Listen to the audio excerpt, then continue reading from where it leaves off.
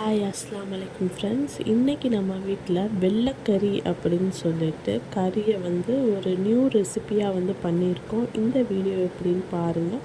இந்த ரெசிப்பியை நீங்களும் ட்ரை பண்ணி பாருங்கள். கறியை வேக வச்சுருங்க. வேக வச்சுட்டு நம்மளுக்கு தேவையான பொருட்கள் வெங்காயம், பச்சை மிளகா, சீரகம் இதெல்லாம் எடுத்து வச்சுருங்க. இப்போ ஒரு பேனில் எண்ணெய் ஊற்றிட்டு நம்ம எடுத்து வச்ச வெங்காயமும் பச்சை மிளகாவையும் போட்டு நல்லா வதக்கிக்கோங்க.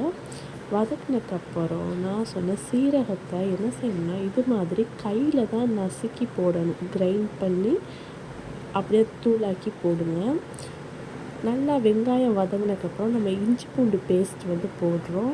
இஞ்சி பூண்டு பேஸ்ட் போட்டுட்டு நல்லா வதக்கி விடுங்க.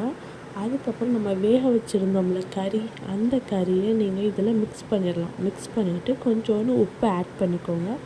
உப்பு ஆட் பண்ணிவிட்டு நம்ம எந்த மசாலாவும் ஆட் பண்ண தேவையில்லை.